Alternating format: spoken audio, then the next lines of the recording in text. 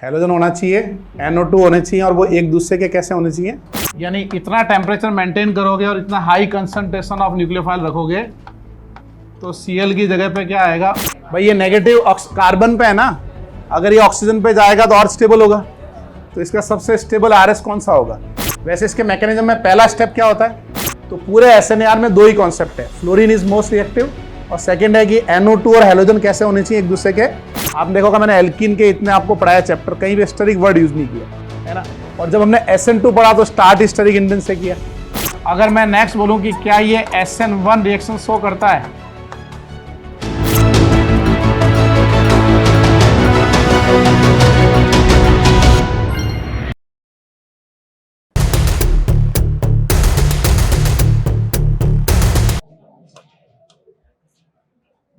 अब आज का हेडिंग लगाओ। आज एक और इंपॉर्टेंट रिएक्शन पढ़ेंगे,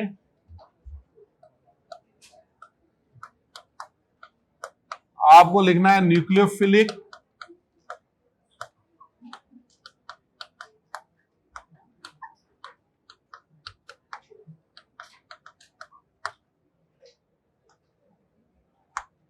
ये लिखो आप, न्यूक्लियोफिलिक एरोमेटिक सब्स्टिट्यूशन।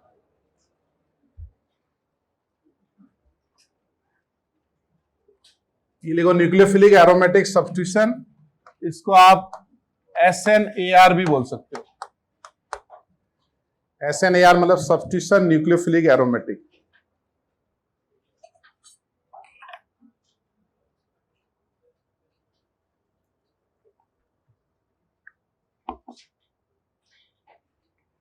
लिख लिया सब लोगों ने। अब आप मुझे ये बताओ, बेंजीन जो है हमारा न्यूक्लियोफाइल है, हमारा इलेक्ट्रोफाइल है। न्यूक्लियोफाइल है ना बेंजीन हमारा, है ना। और बेंजीन में सभी कार्बन की हाइब्रिडाइजेशन क्या है बताओ, sp2। अब हमको आज क्या करना है, हेडिंग क्या लगी हुई है बताना, न्यूक्लियोफिलिक एरोमेटिक सब्स्टिट्यूशन। और क्योंकि हमें एरोमेटिक मॉलिक्यूल पे करना होगा ना, न्यूक्लियोफिलिक सब्स्टिट्यूशन नहीं लिखा, न्यूक्लियोफिलिक एरोमेटिक सब्स्टिट्यूशन। तो अगर मैं बेंजीन के ऊपर OH- का अटैक करूं तो बताओ व्हाट इज द प्रोडक्ट। कोई रिएक्शन नहीं होगी ना इसकी, बताओ ये रिएक्शन क्यों नहीं हो रही है, क्योंकि न्यूक्लियोफाइल से रिएक्ट नहीं करेगा ना, पाई इलेक्ट्रॉन क्लाउड उसका रिपेल करेगा। बेंजीन में तो कौन सी रिएक्शन होती है, इलेक्ट्रोफिलिक सब्स्टिट्यूशन रिएक्शन। ये समझ गए। तो आज अब हम जो करने जा रहे हैं ना, वो एबनॉर्मल रिएक्शन है। एबनॉर्मल से मतलब क्या है कि हमें ऐसा कुछ करना है कि ये न्यूक्लियोफाइल बेंजीन पे अटैक कर सके, है ना, यानी बेंजीन को इलेक्ट्रोफाइल बनाना है हमको। तो उसके लिए हमको क्या करना होगा, इलेक्ट्रॉन डोनेटिंग ग्रुप लगाना पड़ेगा कि इलेक्ट्रॉन विड्रॉइंग लगाने पड़ेंगे। विड्रॉइंग लगाएंगे ना, तब रिंग में पॉजिटिव चार्ज क्रिएट होगा, तब जाके अटैक होगा। तो ये अगर रिएक्शन करना चाह रहे हैं तो इसके लिए एक कंडीशन है कि इसमें होना चाहिए halogen and NO2। Halogen and NO2 must be ortho para two each other. पहले इतना सा लिखो, फिर अपन आगे बढ़ते हैं। कंडीशन क्यों है वो मैकेनिज्म से समझ में आएगा। तो पहले एक बेंजीन बनाओ, न्यूक्लियोफाइल बनाओ, लिखो नो रिएक्शन। ये सेकंड वाला मैंने इसलिए बनाया, ये समझाने के लिए कि पाई बॉन्ड और ये रिपेल कर रहे हैं।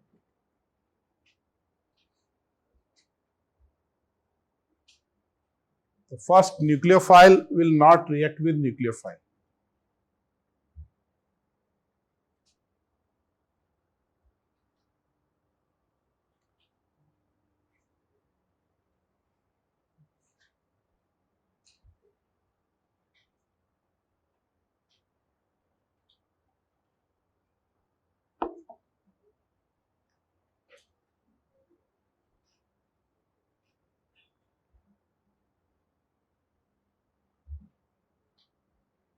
हाँ दिख गया, ठीक है, थैंक यू। लिख लिया भाई, आगे बढ़े। ये कंडीशन लिखी है आपने कि halogen and NO2 must be ortho para two each other. Halogen होना चाहिए, NO2 होने चाहिए, और वो एक दूसरे के कैसे होने चाहिए, ऑर्थो पैरा पे। एक दो कॉन्सेप्ट है जिसपे सारे पूरे रिएक्शन है, ये SNAR। अब मैं आपको कुछ SNAR बताता हूं कि जैसे सपोज करो हमारे पास एक क्लोरीन है, NO2 है, इसमें हमको OH माइनस का अटैक करना है। ये रिएक्शन होती है pH 14 के ऊपर और टेम्परेचर होता है 160 डिग्री सेंटीग्रेड। यानी इतना टेम्परेचर मेंटेन करोगे और इतना हाई कंसंट्रेशन ऑफ न्यूक्लियोफाइल रखोगे तो Cl की जगह पे क्या आएगा, OH। ये हो गई हमारी न्यूक्लियोफिलिक एरोमेटिक सब्स्टिट्यूशन, है ना।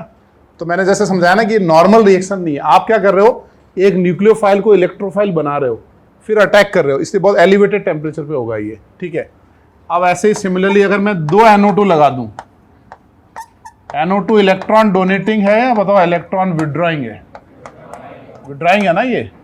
तो अब बताओ, अब रिएक्शन और इजीली होगी, है ना, क्योंकि और अच्छा इलेक्ट्रोफाइल बन गया। तो वैसे भी अपन हाईएस्ट pH तो ले ही चुके हैं पहले, अपने यहाँ pH कितना लिया, 14।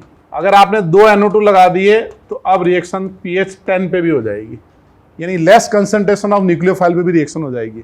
और अब आपका टेम्परेचर ऑफ द रिएक्शन जो है वो भी आपका 100 डिग्री पे हो जाएगा, ठीक है ना। तो 2 NO2 पे रिएक्शन रिलेटिवली इजी हो जाती है और फास्ट हो जाती है। तो इससे बन जाएगा 2,4 डाइनाइट्रोफिनॉल। ये समझ में आ रहा है? ये मैं आपको ऑब्जर्वेशन बता रहा हूं, एक्चुअल रिएक्शन की कंडीशंस है ना। और अगर मैंने 3 NO2 लगा दिए, 3 NO2 में क्या होगा बताओ, यानी हमारे पास 3 NO2 अगर लग गए तो इसका मतलब ये है कि अब ये जो रिएक्शन होने वाली है ये बेसिक, स्लाइटली बेसिक pH 7 करीब मान लो, या pH 7 पे तो ये रहेगा ही नहीं ना। pH 7 पे रहेगा वाटर और टेम्परेचर थोड़ा सा एलिवेटेड 40 डिग्री चाहिए, है ना। वाटर जैसे जनरली अटैक करता नहीं है ऐसे सीधा, लेकिन आज क्योंकि मौका है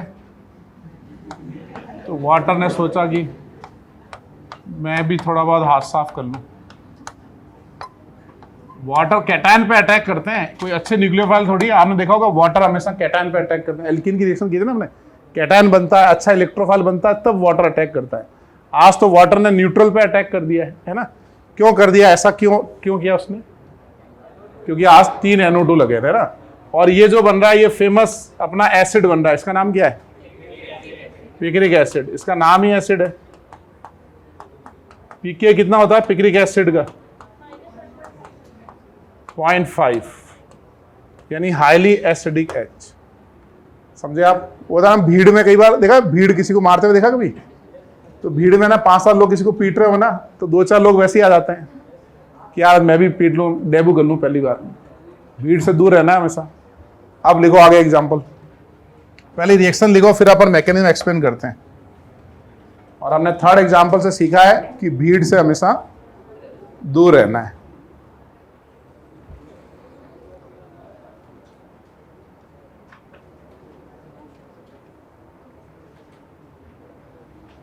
मतलब SNAR कोई बढ़िया रिएक्शन नहीं है, ये ऑटोमेटिक हो रही है। आपको उसके लिए ना तैयारी करनी पड़ेगी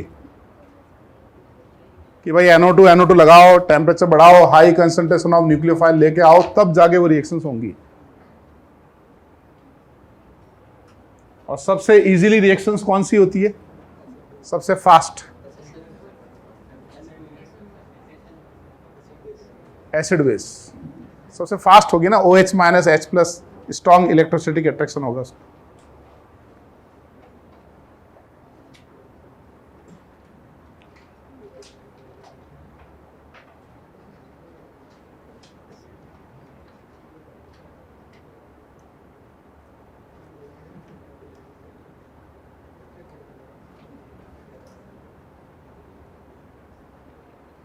लिख लिया आपने? तीनों लिख लिए?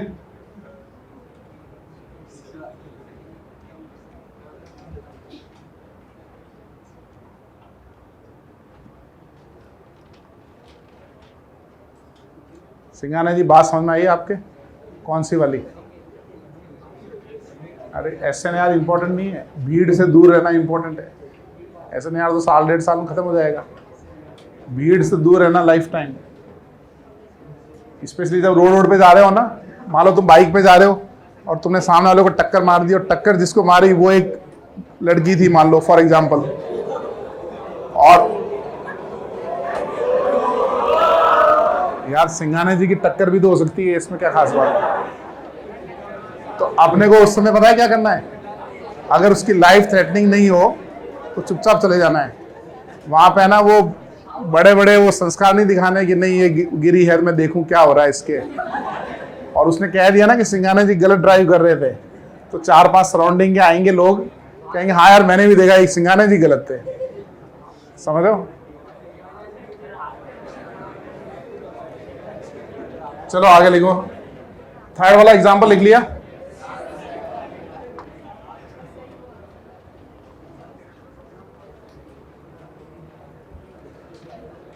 अब इसका लिखो आप मैकेनिज्म, थर्ड वाला लिखो, फिर फर्स्ट का मैकेनिज्म लिखते हैं अपन।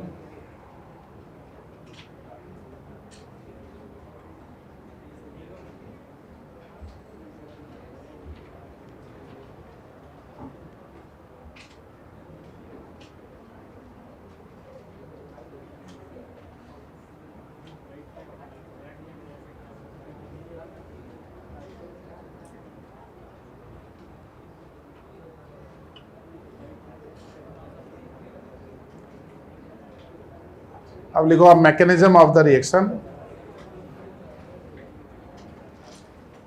ये बताओ sp2 कार्बन SN2 रिएक्शन करता है कि नहीं करता है? नहीं करता ना, मैंने ये हाईलाइट करके आपको लिखाया था, sp2 कार्बन कभी SN2 नहीं करता है। तो मैकेनिज्म में पहला स्टेप बताओ हम क्या करेंगे? क्या हम डायरेक्ट सब्स्टिट्यूशन कर सकते हैं गैस का? डायरेक्ट सब्स्टिट्यूशन से आप मतलब समझे मेरा, कि क्या हम ऐसा कर सकते हैं कि OH माइनस का अटैक किया और Cl निकाल दिया? ये तो नहीं कर सकते, है ना। और हमारे पास टेम्परेचर खूब है, 160 डिग्री सेंटीग्रेड है, हाई कंसंट्रेशन ऑफ न्यूक्लियोफाइल है, यानी रिएक्शन होने की पूरी कंडीशंस हैं। तो फिर होगा क्या भाई? Cl तो निकलेगा नहीं, है ना, तो कोई तो बॉन्ड टूटेगा ना। तो कौन सा बॉन्ड टूटेंगे? ये पाई बॉन्ड ब्रेक होगा, पाई बॉन्ड ब्रेक होगा। ये स्टेप है इसका RDS। तो RDS में क्या हुआ कि न्यूक्लियोफाइल ने अटैक किया और आपका पाई बॉन्ड ब्रेक हो गया, और ये है हमारा NO2। ये बना इंटरमीडिएट, कार्बन एनाइड्स इंटरमीडिएट, है ना। और ये जो इंटरमीडिएट है इसका नाम है मिसन-हीमर कॉम्प्लेक्स। मिशन इम्पॉसिबल मूवी देखी है? वो बस यहीं से आई थी। अब आप मुझे ये बताओ, ये जो कार्बन आयन बना इसका सबसे स्टेबल RS कौन सा है? Most stable resonating structure of Meisenheimer complex कौन सा है भाई? ये नेगेटिव कार्बन पे है ना, अगर ये ऑक्सीजन पे जाएगा तो और स्टेबल होगा। तो इसका सबसे स्टेबल RS कौन सा होगा? क्या ये नेगेटिव रेजोनेंस करके यहां आएगा वो सबसे स्टेबल है, या वो रेजोनेंस करके यहां जाएगा वो स्टेबल है, या फिर वो रेजोनेंस करके यहां आएगा वो स्टेबल है? ये होगा ना। तो अपन ये बोल सकते हैं कि इसमें NO2 का -M लगा या नहीं लगा? बताओ। लगा ना -M लगा। इसका मतलब क्या कि उस NO2 ने उसके साथ रेजोनेंस किया। तो अगर मैं बोलूंगा इसका सबसे स्टेबल RS बनाओ, ये पूरी रिएक्शन इसलिए हो पा रही है क्योंकि ये स्टेबल RS बन रहा है इसका। तो ये बना हमारे पास O-, और ये भी आया O-, और ये आया प्लस। ये इसका मोस्ट स्टेबल RS। ये किस टेम्परेचर पे हम रिएक्शन कर रहे हैं? 160 डिग्री सेंटीग्रेड पे ना।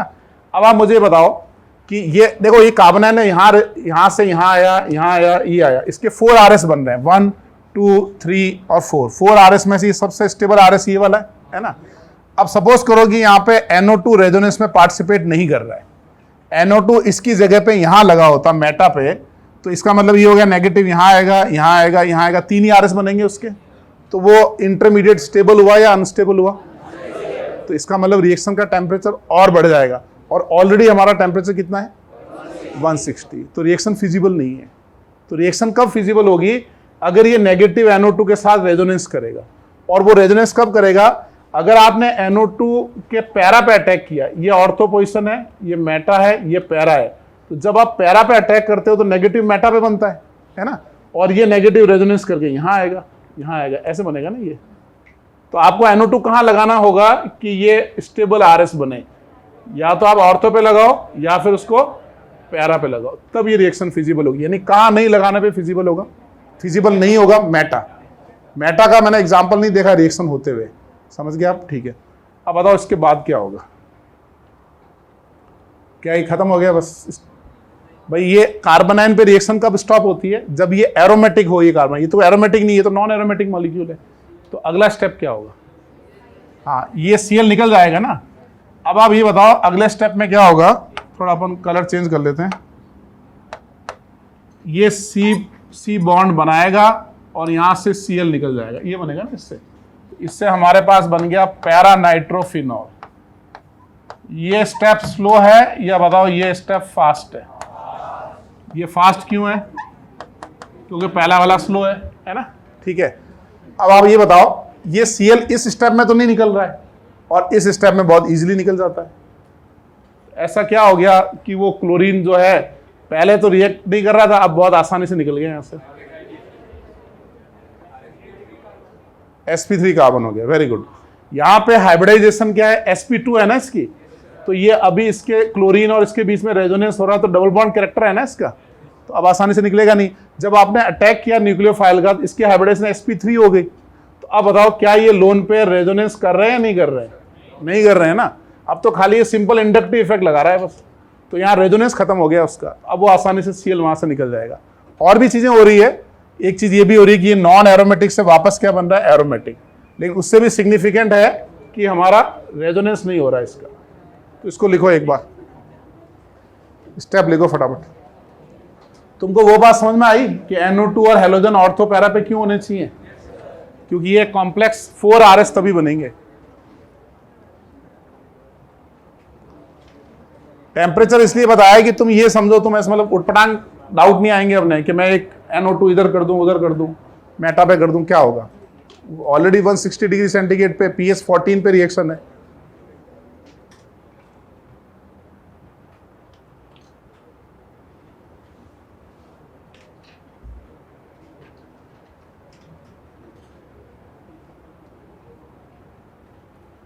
अच्छा, पहला वाला जो स्टेप है ना, OH का अटैक हुआ, ये जो अटैक हुआ इस स्टेप को कौन सा स्टेप बोलते हैं? एडिशन। ये एक एडिशन स्टेप है। दूसरे वाले में Cl निकल गया, तो मतलब ये कौन सा स्टेप है? एलिमिनेशन। किसी स्टेप में कोई चीज रिमूव हो रही है तो वो एलिमिनेशन स्टेप है। टाइप ऑफ रिएक्शन कौन सी है? टाइप ऑफ रिएक्शन कैसे देखते हैं? Classification on the basis of product form. तो टाइप ऑफ रिएक्शन क्या है? Cl की जगह पे नेट कौन आया? OH। तो ये एडिशन हुआ या सब्स्टिट्यूशन हुआ? सब्स्टिट्यूशन हुआ ना। और किसने अटैक करके सब्स्टिट्यूट किया? न्यूक्लियोफाइल। तो इसका नाम क्या हुआ? Nucleophilic substitution. और न्यूक्लियोफिलिक में भी न्यूक्लियोफिलिक एरोमेटिक सब्स्टिट्यूशन। तो ये समझ में आया इसका नाम न्यूक्लियोफिलिक एरोमेटिक सब्स्टिट्यूशन क्यों है? क्योंकि Cl की जगह OH आया, सब्स्टिट्यूशन है। न्यूक्लियोफाइल ने अटैक किया, न्यूक्लियोफिलिक है।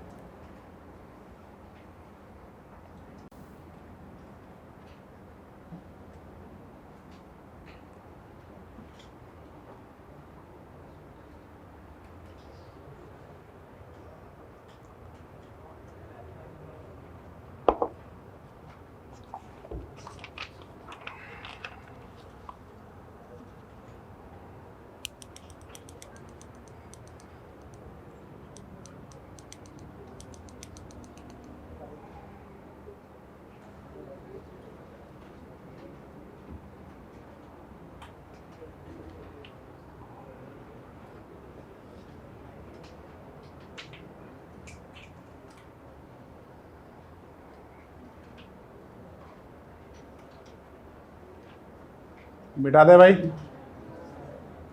बस इसको ध्यान से देख लो, इस पे सारे क्वेश्चंस हैं।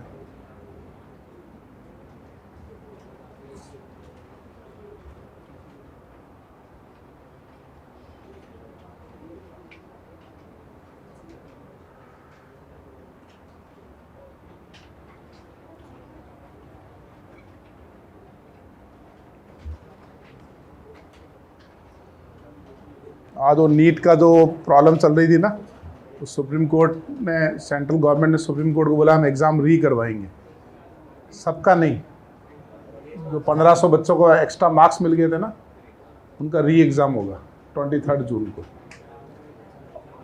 और अगर कोई री एग्ज़ाम नहीं लेना करना चाहे तो आपको पुराने वाले मार्क्स मिलेंगे ग्रेस हटा के, है ना।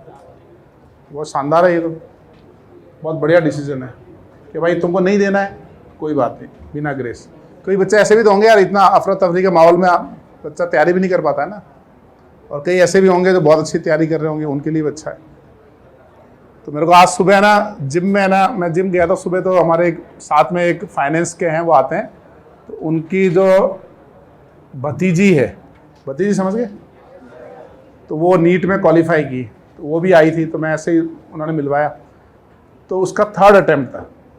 पहले ड्रॉप में उसने कहा 11th-12th में मैंने ज़्यादा कुछ किया नहीं, पहला ड्रॉप किया 510 नंबर आए, दूसरा ड्रॉप किया 560 नंबर आए, 580 नंबर आए, तीसरा ड्रॉप किया 660 नंबर आए, और रैंक आई उसकी 22,000। तो मैंने तो एक ही सवाल पूछा, मैंने कहा गवर्नमेंट कॉलेज मिलेगा कि नहीं मिलेगा? तो उसने कहा कि जीएमसी मिल जाएगा। तो मुझे लगा जीएमसी कोई बड़ा नाम होगा किसी मेडिकल कॉलेज का, गवर्नमेंट मेडिकल कॉलेज है ना। तो फिर मैंने पूछा कि कोटा मिलेगा कि नहीं मिलेगा?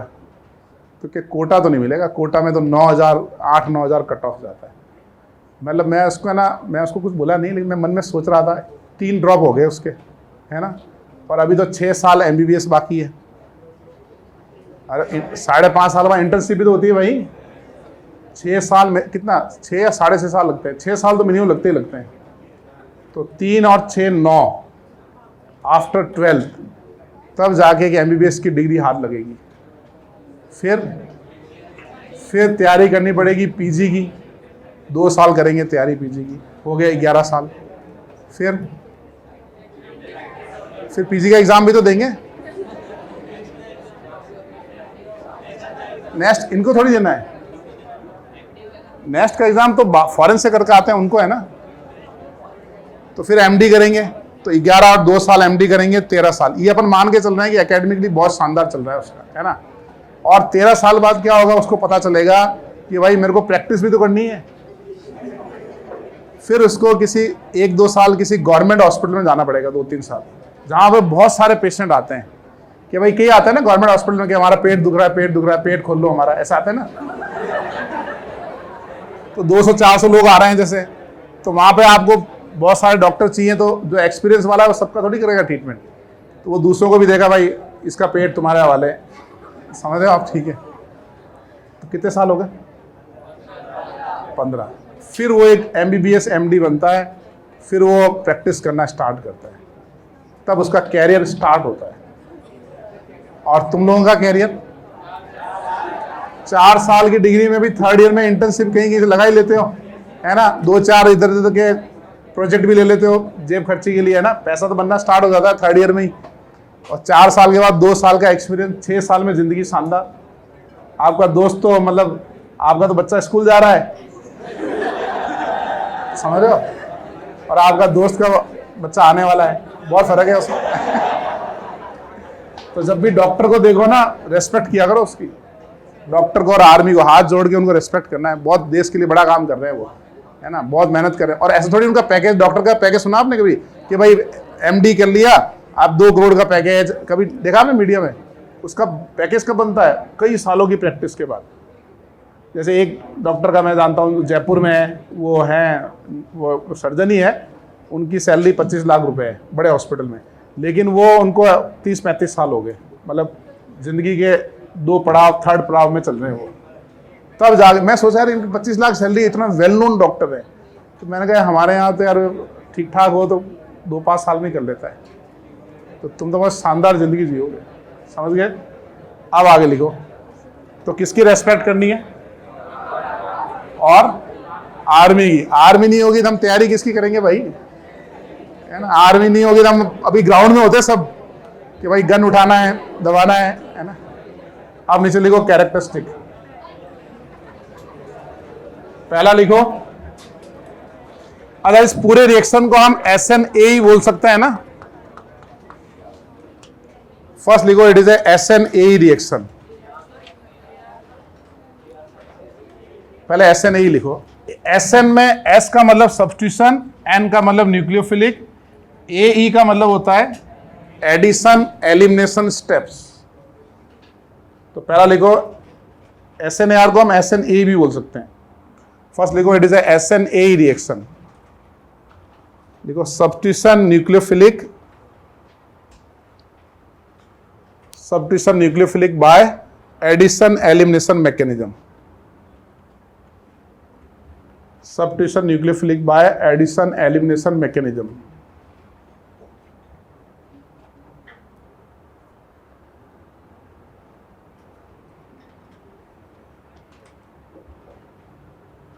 substitution nucleophilic by addition elimination mechanism। second point लिखो carbanion is intermediate in this reaction। Second लिखो carbanion is intermediate in this reaction.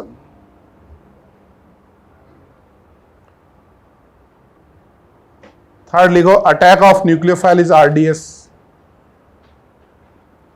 Third लिखो attack of nucleophile is RDS। Fourth लिखो, फोर्थ क्या लिखोगे, rate is proportional to concentration of halide and nucleophile। Four लिखो rate is proportional to concentration of halide and concentration of nucleophile।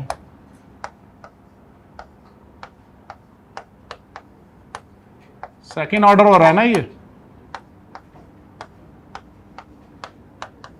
अब आप ये बताओ इन चारों में रेट ऑफ SNAR का ऑर्डर क्या होगा?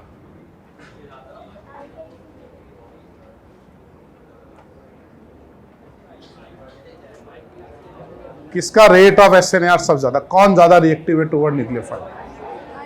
आई वाला। कैसे बताया? रेट कैसे देखते हैं? रेट देखते कैसे हैं? RDS से। तो क्या हम डायरेक्ट मॉलिक्यूल के लिविंग ग्रुप देखेंगे या पहले RDS सोचेंगे? RDS सोचेंगे ना। तो इसका RDS क्या है? सोच लो आप 15 सेकंड वापस।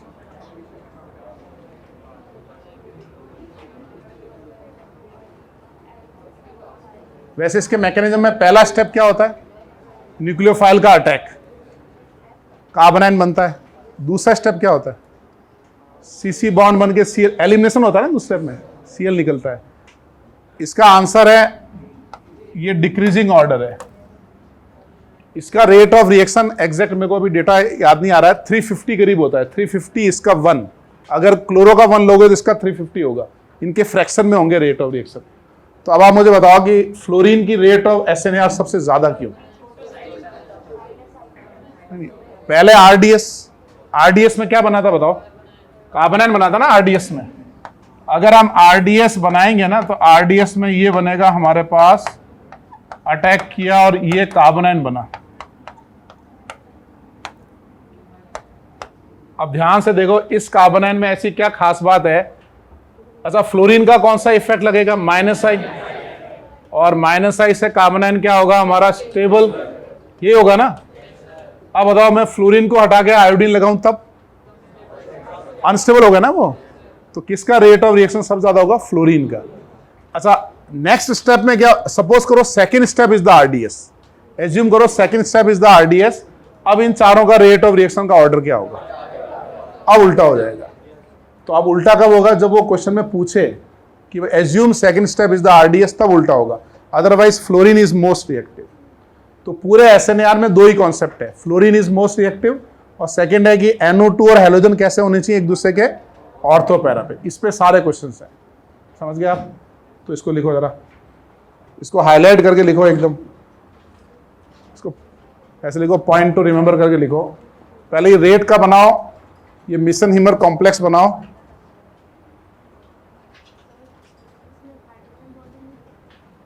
पहले जो चार्ज बनता है ना, चार्ज की स्टेबिलिटी होती है, पहली बात।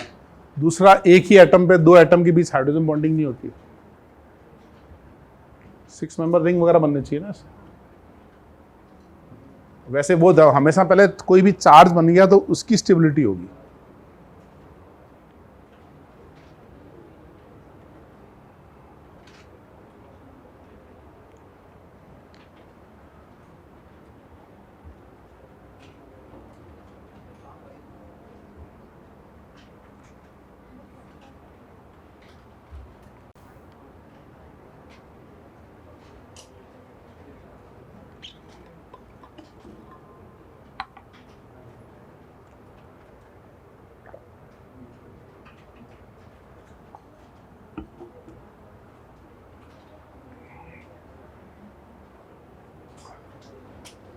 नीचे आप स्टेटमेंट लिखो, फ्लोरीन, पहले तो ये लिखो stable due to minus I effect of fluorine.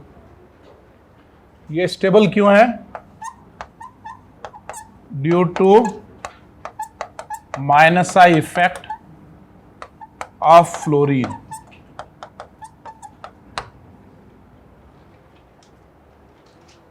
फिर लिखो आप, फिर क्या लिखोगे? Fluorine is most reactive toward SNAR। Fluorine is most reactive toward SNAR।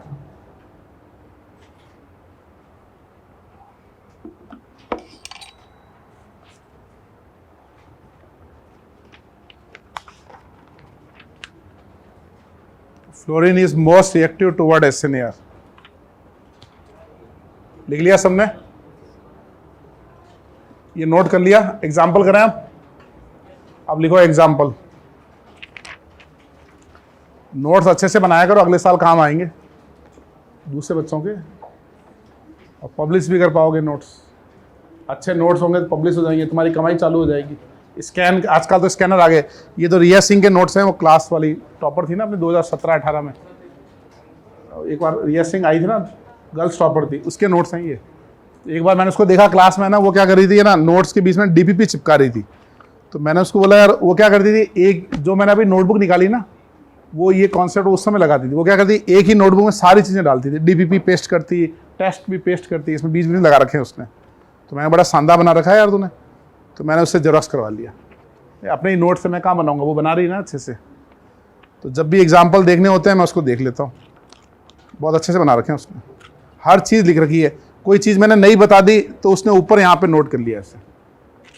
मतलब उसने ऐसा बना रखा था कि भाई इसको रिवाइज करो और आपका काम हो गया। ठीक है, चलो कोई बात नहीं, मैंने कवर और चढ़ा दिया, बढ़िया। अब आगे लिखो एग्जाम्पल।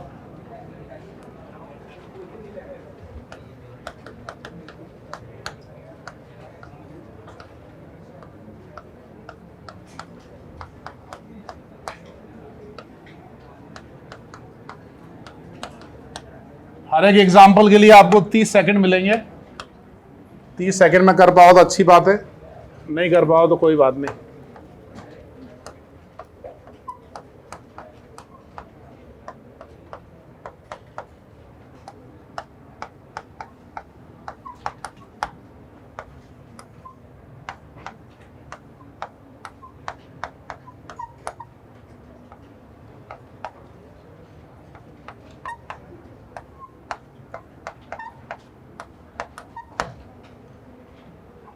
इनके मेजर प्रोडक्ट बनाओ।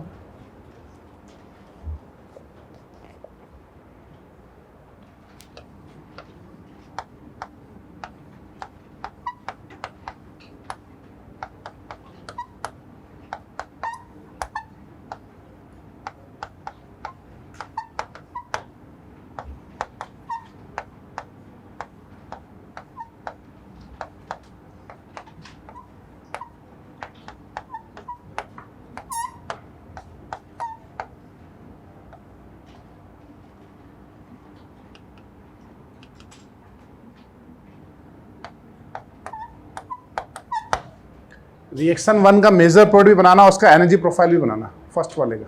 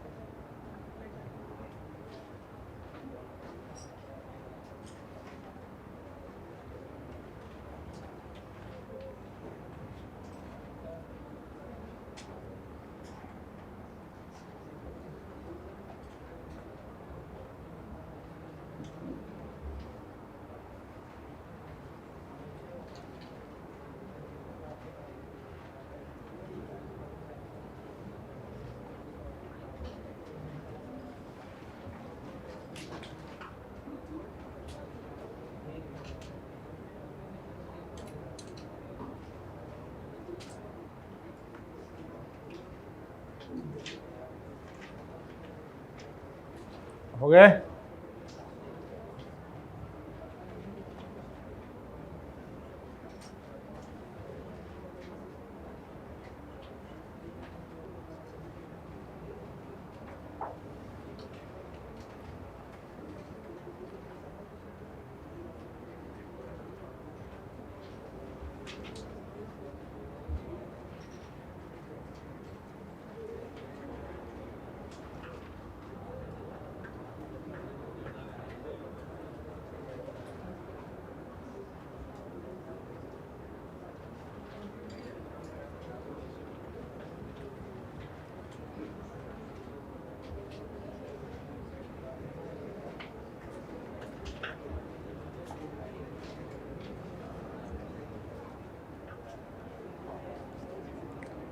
आप तो कर ही लिए होंगे भाई। वैसे पहले का एनर्जी प्रोफाइल बनाया आपने? कितने स्टेप का रिएक्शन हो रहा है? 2 स्टेप का हो रहा है ना। एक हो रहा है एडिशन और एक स्टेप क्या हो रहा है? एलिमिनेशन। और रिएक्शन क्या है? सब्स्टिट्यूशन है ना। रिएक्शन सब्स्टिट्यूशन है और एडिशन एलिमिनेशन हो रहा है। अच्छा, आरडीएस कौन सा स्टेप है? फर्स्ट स्टेप है ना। अब बस एक चीज रहेगी, एक्सो है कि एंडो है? एक्सोथर्मिक रिएक्शन है कि एंडोथर्मिक है? कैसे देखेंगे? टेम्परेचर तो हम एक्टिवेशन बैरियर को क्रॉस करवा रहे हैं। हाँ, कौन सा बॉन्ड बन रहा है, कौन सा ब्रेक हो रहा है, वो देखना पड़ेगा ना। तो इसका मतलब यहाँ पे ब्रेक कौन सा बॉन्ड हो रहा है? Cl वाला, ये ब्रेक हो रहा है ना। और बन कौन सा रहा है? OC वाला। तो एक्सो हुआ कि एंडो हुआ? एक्सोथर्मिक रिएक्शन होगी ना। ये Cl ब्रेक हो गए, O हो रहा है, स्लाइटली एक्सो होगी ये। और पहला स्टेप आरडीएस है। बस समझे आप?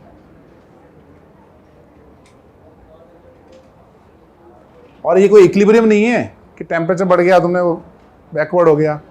ये इरिवर्सिबल प्रोसेस है।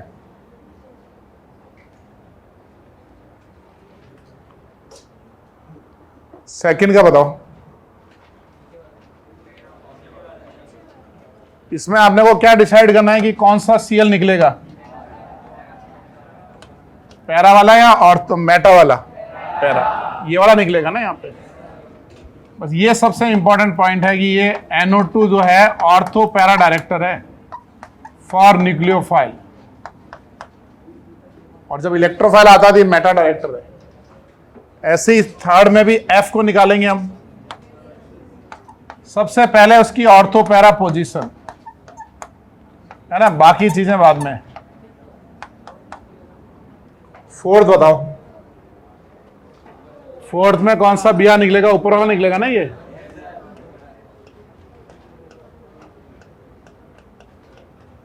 NO2 ऑर्थो पैरा किसके लिए होता है? For nucleophile. इलेक्ट्रोफिलिक सब्स्टिट्यूशन में स्ट्रॉन्ग मेटा डायरेक्टर है। ऐसे ही फिफ्थ में कौन निकलेगा? ऊपर वाला Cl।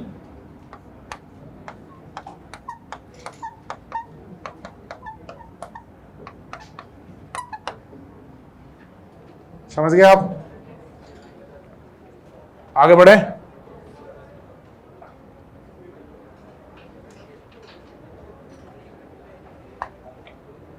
सिक्स्थ वाला लिखो।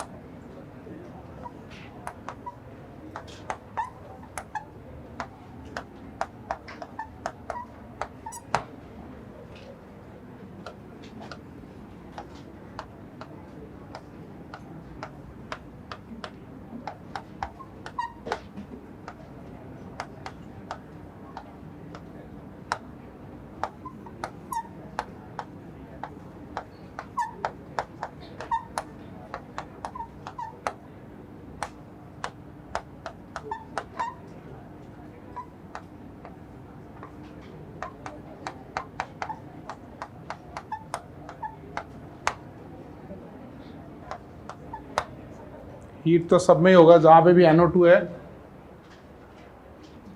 चाहे एक हो चाहे दो, हीटिंग तो होगी सब में।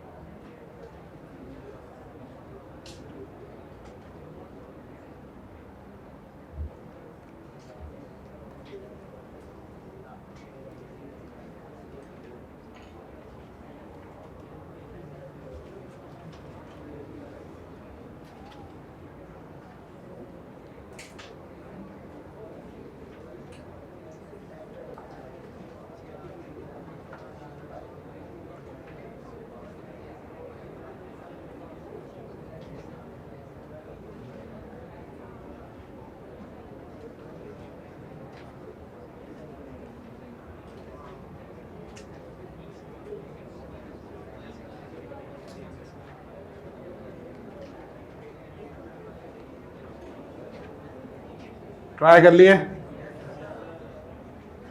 चारों के मेजर पॉइंट बना लिए ना आपने। सिक्स्थ में तो कोई दिक्कत नहीं। सिक्स्थ में आपने ब्रोमीन को हटाया या आयोडीन को हटाया? ब्रोमीन। आपने ब्रोमीन को क्यों हटाया? क्योंकि वो ऑर्थो पैरा पे होगा ना, यहां अटैक करेंगे तभी हमारा इंटरमीडिएट यहां ऐसे बनेगा, तो 2 बार NO2 का मैग्नीशियम लगेगा ना। ऐसे ही बताओ, इसमें भी आपने आयोडीन हटा दिया होगा। आपने आयोडीन हटाया, ऑर्थो पैरा पोजिशन यानी स्टेबल मेसेनहीमर बनना चाहिए। 8th में क्या किया? ये S-2 है ना, ये S-2 का अटैक हुआ तो पहले क्या बनाया आपने? S-1। कौन से मैकेनिज्म से बनाया आपने? SNAR, nucleophilic aromatic substitution. अब बताओ आगे क्या होगा? फिर ये 2 मोल दे रखे हैं ना, तो ये जो बना है इसका फिर से इस पर अटैक करो, तो 2 बार SNAR करना होगा आपने। 2 बार SNAR करेंगे तो एक सल्फर लिंकेज बन जाएगा बिटवीन 2 नाइट्रोबेंजीन, थायो ईथर बन जाएगा। क्योंकि हमारा S-2 2 बार न्यूक्लियोफाइल की तरह काम कर सकता है। वैसे 3 बार भी कर सकता है, लेकिन 2 बार तो बढ़िया कर सकता है। ये बनाया आप लोगों ने।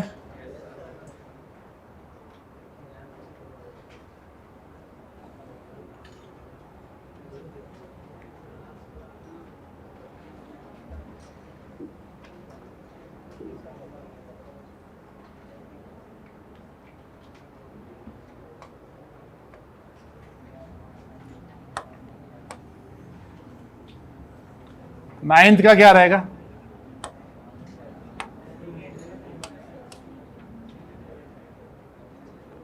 नाइन्थ में प्रोडक्ट बनेगा कि नहीं बनेगा? देखो, नाइन्थ की प्रॉब्लम ये है, पहले जो 8 एग्जाम्पल 8 है और 9 है, इनमें फर्क क्या है? हाँ, लिविंग ग्रुप। पहले सब जगह हैलाइड आयन था ना हमारा, तो हैलाइड आयन हमारा निकल रहा था, है ना। इसमें अगर आप लिविंग ग्रुप बनाओगे तो लिविंग ग्रुप कौन बनेगा? H प्लस नहीं बनेगा। जब नेगेटिव अटैक करता है तो नेगेटिव निकलता है, H माइनस निकलेगा, H माइनस। समझे आप? ठीक है। अच्छा, सबसे पहले अटैक कहां करोगे ये बताओ? यहां पे, यहां पे या यहां पे?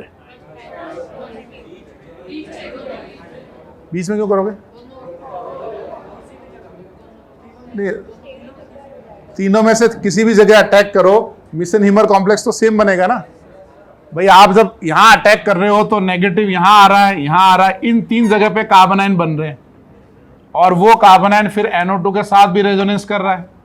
तो आप किसी भी पोजीशन पे अटैक करो, नंबर ऑफ RS सेम बनेंगे, स्टेबिलिटी ऑफ RS भी सेम होगी, आइडेंटिकल। लेकिन थोड़ा सा चेंज है।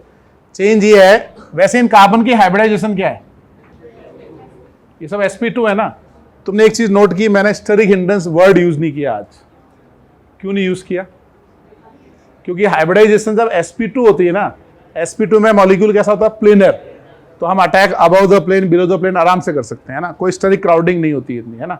आप देखोगा मैंने एल्कीन के इतने आपको पढ़ाया चैप्टर, कहीं भी स्टेरिक वर्ड यूज नहीं किया, है ना। और जब हमने SN2 पढ़ा तो स्टार्ट स्टेरिक हिंड्रेंस से किया, क्योंकि टेट्राहेड्रल मॉलिक्यूल होगा ना तब स्टेरिक हिंड्रेंस होंगे। तो यहाँ हमारा प्लेनर मॉलिक्यूल है तो स्टेरिक वर्ड यूज नहीं होता वैसे। लेकिन हम रिलेटिव डिस्कशन करेंगे। रिलेटिव अगर मैं बोलूं कि यार इन NO2 के बीच में एक अटैक करना है न्यूक्लियोफाइल का, और एक NH और NO2 के बीच में अटैक करना है, इन दोनों में से रिलेटिवली लेस स्टेरिकली हिंडर्ड कौन है? ये वाला लेस स्टेरिकली हिंडर्ड है, ये स्टेरिकली हिंडर्ड है। तो हम अटैक बीच में नहीं करेंगे। पहला है किसका स्टेबल कॉम्प्लेक्स बन रहा है, स्टेबल कॉम्प्लेक्स तो सेम बन रहा है ना। अब दूसरा है कि हमारे पास सारे sp2 पोजीशंस हैं, तो हम रिलेटिवली देखेंगे लेस स्टेरिकली हिंडर्ड कौन है, तो ये वाला लेस स्टेरिकली हिंडर्ड है। वैसे ये दोनों आइडेंटिकल हैं, ये दोनों, आपको बीच में अटैक नहीं करना है, बीच वाला स्टेरिकली हिंडर्ड है। तो अब दिक्कत क्या आ रही है कि जब हम अटैक करेंगे तो हमारा जो मिशन हीमर कॉम्प्लेक्स है वो तो स्टेबल बन रहा है। कितने -m लग रहे हैं बताओ? 2 -m लग के ये नेगेटिव बन रहा है। इस स्टेप को होने में कोई दिक्कत नहीं है, ये RDS तो आराम से हो जाएगा, है ना। अब इसके बाद का स्टेप क्या होगा? बाद का स्टेप में यहां से अपन एलिमिनेशन करेंगे ना, तो यहां से CC बॉन्ड बनाएंगे और किसको निकालेंगे? H-। जैसे हमारे जीवन में कुछ नियम होते हैं ना, कुछ उसूल होते हैं, हम ऐसा काम करते नहीं कभी, तो वैसे ये भी एक हम H- को लिविंग ग्रुप बनाते नहीं कभी, है ना। H- स्ट्रॉन्ग बेस है, उसको निकालते नहीं है। तो फिर H- को निकालने के लिए क्या करना होगा? आपको क्या करना होगा? डायरेक्ट ऐसे H- नहीं निकाल सकते आप। ये जो पोटेशियम हेक्सासाइनोफेरेट है, ये फेरिक आयन है। फेरिक आयन मतलब माइल्ड ऑक्सीडाइजिंग एजेंट है। तो अगर ये ऑक्सीडाइजिंग एजेंट है तो बताओ what is the reaction of H- with ferric ion? अगर हम H- और फेरिक आयन की रिएक्शन करेंगे तो क्या होगा? यानी फेरिक तो किस में बदल जाएगा? हमारा फेरस में। और H- का क्या बनेगा? H dot. और H डॉट डायमराइज होकर कौन सी गैस इवॉल्व करेगा? H2 gas. तो आपको जब H- निकालना हो ना, तो आप ऐसे H- नहीं निकाल सकते। ऑल्दो ये एरोमेटिक हो रहा है, आसानी से रिएक्शन होगी, लेकिन आपको यहां डालना पड़ेगा ऑक्सीडाइजिंग एजेंट। और ये पोटेशियम हेक्सासाइनोफेरेट है, ये माइल्ड ऑक्सीडाइजिंग एजेंट है। समझे आप? या कई बार ऐसा लिखा मिलेगा आपको एयर, KOH हीट, वो लिख देगा एयर। तो air can also act as a oxidising agent. ये कब डालना जरूरी है? जब वहां से H- निकल रहा हो। और RDS तो कर चुके हैं तो रिएक्शन तो हो जाएगी आराम से। समझे आप? तो लिखो जरा।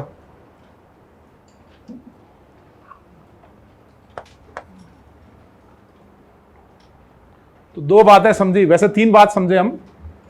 sp2 में स्टेरिक हिंड्रेंस रिलेटिव होते हैं।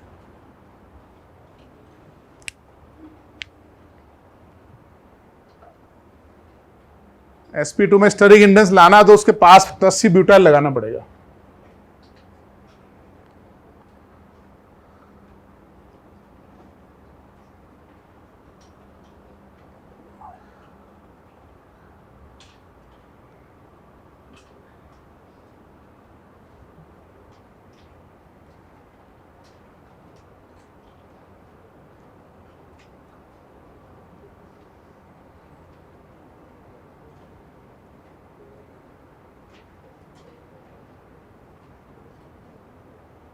तो आपको लिखना है the role of potassium hexacyanoferrate is a mild oxidizing agent. Potassium hexacyanoferrate will act as a mild oxidizing agent. It is used to oxidize the intermediate formed in the reaction. The role of potassium hexacyanoferrate is a mild oxidizing agent. It is used to oxidize the intermediate formed in the reaction.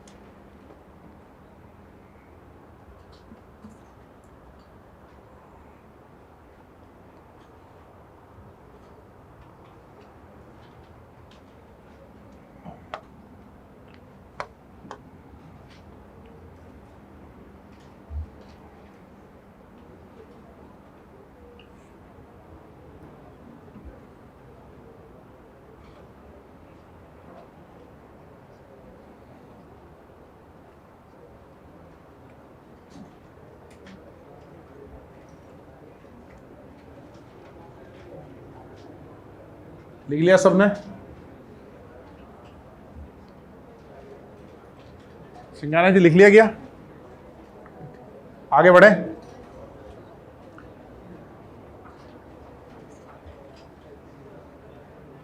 Tenth example लिखो.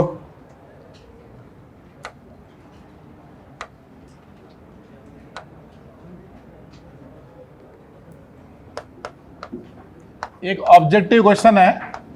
जैसे हमारे पास है ये फ्लोरोनाइट्रोबेंजीन. This molecule या this compound undergo, अरे इसको क्या हो गया, दिस अंडरगो, पहला है न्यूक्लियोफिलिक सब्स्टिट्यूशन रिएक्शन.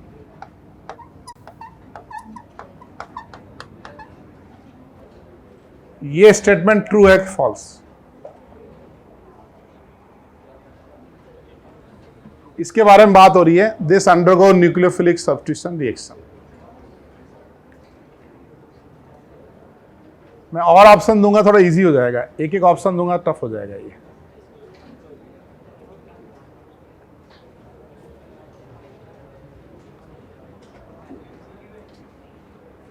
इसका ट्रू फॉल्स है. ट्रू फॉल्स समझ लो तुमको. 4 ऑप्शन बनाऊंगा तब तो सही है. ये न्यूक्लियोफिलिक सब्स्टिट्यूशन जाएगा. ट्रू है या फॉल्स है? ये ट्रू है एकदम. Very good. ट्रू कैसे? ये बताओ, न्यूक्लियोफिलिक सब्स्टिट्यूशन मतलब SN1 का डिस्कशन करेंगे या SN2 का करेंगे? दोनों का करेंगे ना? या SNAR का करेंगे? तीनों का करेंगे ना. ये SN1 हो सकता है, SN2 हो सकता है, SNAR हो सकता है, आगे 1-2 और रिएक्शन है, NGP वगैरह, वो भी हो सकती है. तो सारा चेक करना पड़ेगा, सिर्फ SN1 SN2 नहीं.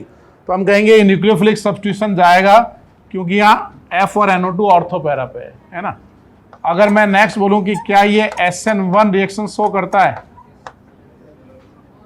बोलो. SN1 तो नहीं करेगा ना. अराइल हैलाइड SN1 नहीं करता, ये फॉल्स हो गया. ऐसे ही मैं बोलूं कि ये SN2 करेगा, ये भी नहीं करेगा. लिखो इसको आप. तो ये समझाना है. ये एग्जांपल लेने का पर्पज है कि न्यूक्लियोफिलिक सब्स्टिट्यूशन मतलब SN1 SN2 ही नहीं है, बाकी भी तो है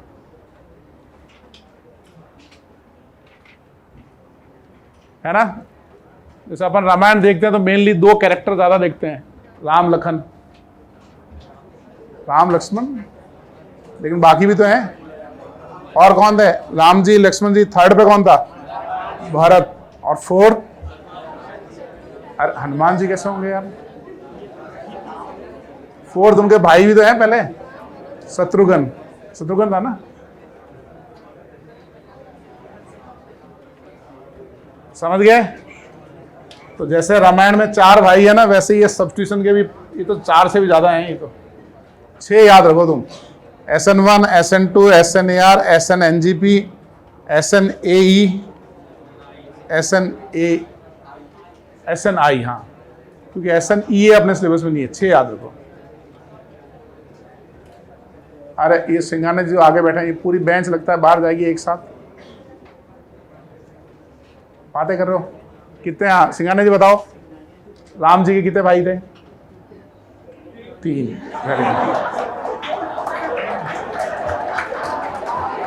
हाँ मतलब तुमने राम जी को एक्सक्लूड करके बताया, ठीक है। टोटल सब्स्टिट्यूशन एसन वालों के कितने भाई हैं? सिंघाना जी, सब्स्टिट्यूशन के कितने भाई हैं? 6 भाई। ये याद रखना है आपने, है ना। अब आगे लिखो लास्ट, अब आगे लिखो, एक एग्जांपल और करते हैं।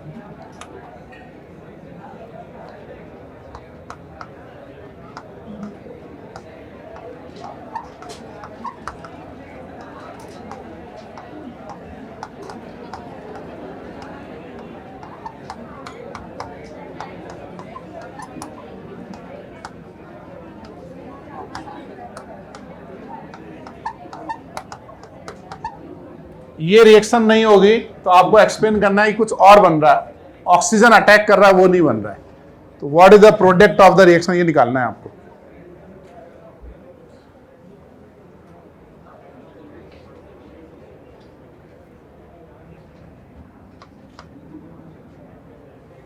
पहले ये बना के लिखो नो रिएक्शन। अब आपको बताना है नो रिएक्शन मतलब इस प्रोडक्ट फॉर्मेशन में ये अटैक नहीं हो रहा है, कुछ और बन रहा है, ईथर नहीं बन रहा है। तो आपको बताना है कि आखिर वो कौन बन रहा है और कैसे।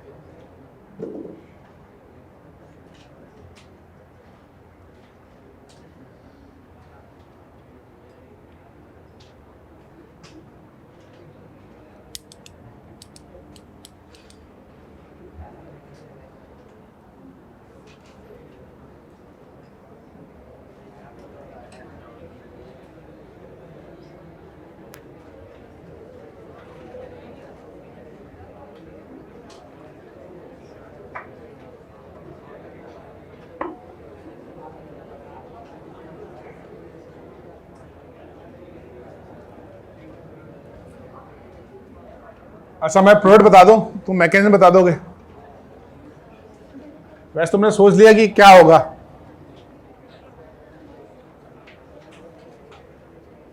बोलो भाई। चलो मैं आपको इसका प्रोडक्ट बता देता हूं।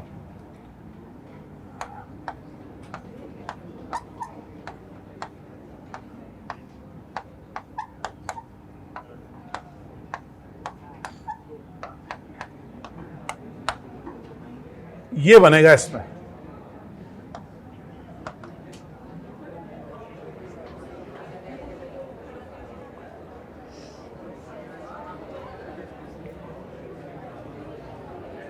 तुमको बस एक दो वर्ड यूज करने पड़ेंगे जिससे ये पूरा मैकेनिज्म एक्सप्लेन हो जाएगा।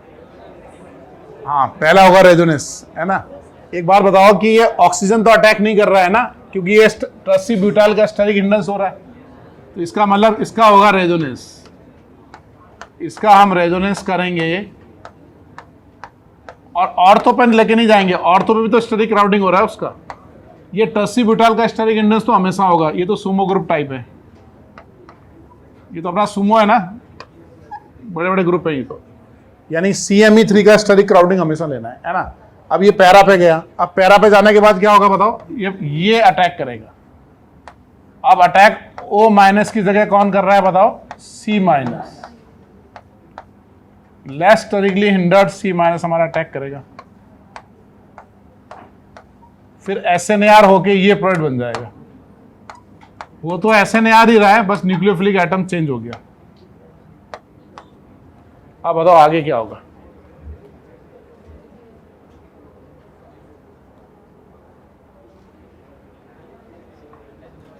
ये दोनों कौन है? ये दोनों टॉटोमर हैं, ये दोनों हैं टॉटोमर्स, पैरा टॉटोमेरिज्म। और टॉटोमेरिज्म सारे फेज में होगा, एसिडिक मीडियम, बेसिक मीडियम, सब जगह होगा वो तो वो नॉन एरोमेटिक टॉटोमराइज करके एरोमेटिक में कन्वर्ट हो जाएगा। हाँ, तो H+ निकल के टॉटोमेरिज्म होगा ना पूरा। H+ निकला वो ऑक्सीजन पे चला जाएगा टॉटोमराइज करके। तो तुम यही कहना चाह रहे हो ना कि H+ निकल के टॉटोमेरिज्म हुआ। हाँ,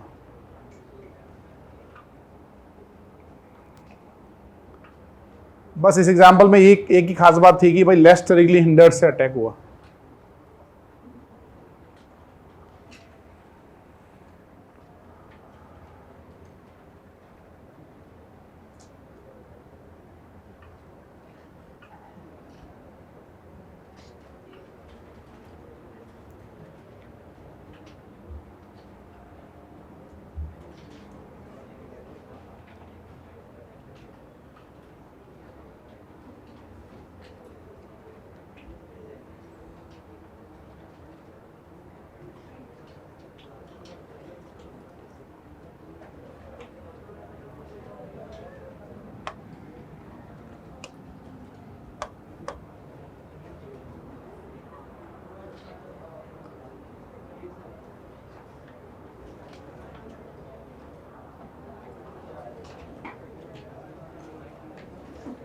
नोट कर लिया सबने? वहां नीचे लिखो आप कि less directly hindered carbon ion will attack, less directly hindered carbon ion will attack.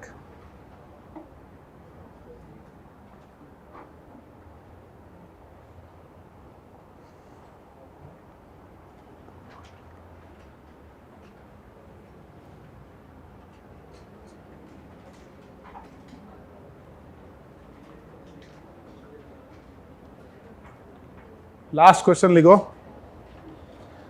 कल यार एक न्यूज़ पढ़ी, बड़ा मेरा मन अजीब सा हो गया यार। कल एक न्यूज़ पढ़ी कि इजराइल ने 4 लोगों को छुड़ा लिया। वो हॉस्टेज ले लिया था ना, वो हमास टेररिस्ट ऑर्गेनाइजेशन है जो, उसने अटैक किया था ना अक्टूबर 7 को। तुमको पता ही नहीं है? अच्छा तुम तो तैयारी कर रहे हो एग्जाम की, तुमको पता नहीं है। उन्होंने 7 अक्टूबर को अटैक किया था ना हमास, और वो गाज़ा और इसराइल तो बॉर्डर है, तो उन्होंने वहाँ के बहुत सारे लोग सिटीजन पकड़ के ले गए थे वो। तो मैं ये सोचता हूँ यार, जिसको पकड़ के ले गए, पता नहीं कितने लोग, 200-250 लोग ले गए, और उनको वो अंडरग्राउंड में टनल बना रखी, वहाँ उनको रखा। कैसे हॉरिबल रखा होगा सोचो भाई। आप गेस्ट तो होने की होटल में रूम में रखेंगे आपको, है ना? एक तो क्या हॉरिबल सिचुएशन रखा, उनको छुपा के रखना पड़ता है बेसमेंट में, पता नहीं कहाँ डाल के रखा उनको। इसराइल को पता चला कि 4 हॉस्टेज एक पर्टिकुलर बिल्डिंग के अंदर है, तो इसराइल के कमांडो ने अटैक किया, है ना? उनकी स्पेशल फोर्सेज ने अटैक किया। 259 या 256 तो गाज़ा के वहाँ पे लोग मारे गए उस अटैक में, और करीबन 400-450 घायल हो गए, और उनमें से 4 हॉस्टेज छूटे, 3-4 हॉस्टेज की भी डेथ हो गई। तो मतलब इतना ज़बरदस्त अटैक किया उन्होंने। तो ये डेटा ये दिखा रहा है कि भाई 250 और 400 घायल हुए, 250 मरे और 400 घायल हुए। ये तो मीडिया दिखा रहा है, तो अपन 3-4 से मल्टीप्लाई तो कर ही ले, है ना? कि 1000 और 4-5, मतलब मतलब मैं ये सोचने लगा कि कैसे रहा होगा कि भाई एक कॉम्प्लेक्स बना है ना, उसके अंदर 4 लोगों को निकालना है और बाकी सब गड़बड़ लोग हैं, तो वो तो अंदर घुसे होंगे, जो सामने आया उसको उड़ा दिया। भाई 250 आदमी मारने में टाइम लगता है ना, है ना? 400 घायल, मतलब ऐसा मुझे, ये तो वीडियो गेम में होता है ना, जो कॉन्ट्रा वाला आ गया नीचे गन लेके। तो मैं सोचने लगा, मैंने कहा यार क्या खतरनाक तरीके से किया होगा। और अपना देश शानदार एकदम, क्यों सौरभ, देश शानदार है कि नहीं है? सेफ है अपन, ऐसा थोड़ी तुमको हॉस्टेज ले गए, हमारे सौरभ को ले जाए तो मतलब बहुत गजब। अब आगे लिखो। इजराइल में पता है लोग कैसे चलते हैं? इजराइल में लोग हाईवे पे ट्रेवल कैसे करते हैं? गन रखते हैं गाड़ी में, हर आदमी के पास गन होती है। वो एक उनका ऐसा ना, तो मैप देखना, एक छोटा सा है, उसमें 3-4 ऐसे बटे हुए ना, कुछ एरिया में पैलेस्टीन है, कुछ में इजराइल है, गाजा है। तो वो एक हाईवे है जिसके दोनों तरफ ऐसे वो कर रखी है, स्टील की जो करते हैं ना वो कर। तो आपके उधर से पत्थर आ सकता है कभी भी, क्योंकि वो तो टेररिस्ट ऑर्गेनाइजेशन है उस तरफ, और वो आपस में लड़ते हैं। तो आप जब गाड़ी चलाओ ना, आपको ध्यान रखना है कि लेफ्ट राइट कहीं से पत्थर आ सकता है। तो फिर आप गाड़ी चलाते हुए आप क्या करोगे? आप एक AK-47 रखोगे कि भाई जैसे ही पत्थर आया आपको ब्रेक लगाना है, फिर उतर के देखना है कहाँ से आया, और फिर आपको गोली चलानी है। वो उनके, और प्लस उनका जो कैपिटल है तल अवीव, क्या तल अवीव नाम है ना उसका, वहाँ अटैक होते हैं रॉकेट्स के पास में, एकदम पास में, जैसे ना, तो ऐसे आते हैं भाई 250 रॉकेट आ रहे हैं। फिर उनका एक आयरन डोम है, वो एंटी मिसाइल दागता है। तो आपको है ना, घर में आप खाना खा रहे हो और आपको आसमान में ऐसे दिखेगा, अच्छा यार वो मिसाइल आ गई, फिर इधर से मिसाइल छूटी, अच्छा वो यार, मतलब उनका रूटीन नॉर्मल है, वो चलते रहते हैं, देखते रहते हैं, ऐसा मिसाइल आ रही है, ठीक है ना, फिर यहाँ से दूसरी मिसाइल निकलती है। अब एक आधी मिस हो गई तो वो कह रहे हैं भाई आयरन डोम जो है 99% ही काम कर रहा है, और मिस हो गई और आप पे गिर गई तो वो तो चांस की बात है।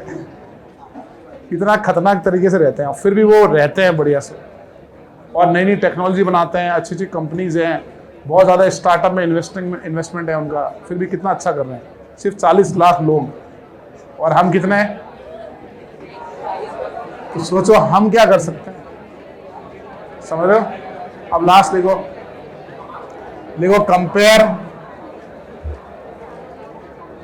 Compare rate of SNAR। Last question लिखो,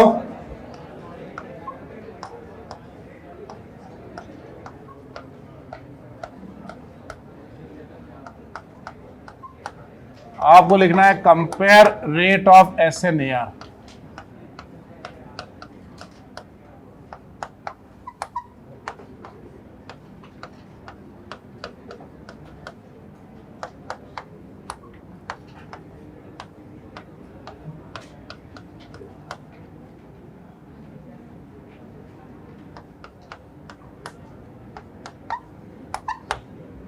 इन चारों में आपको रेट ऑफ SNAR कंपेयर करना है।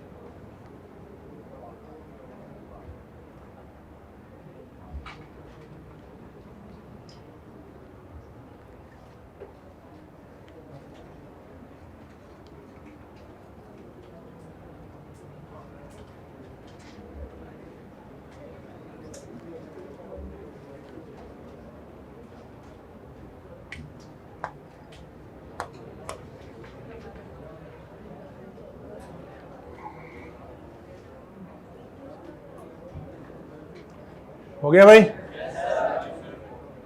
डीपी दिखाओ ना आगे, डीपी मिली आगे।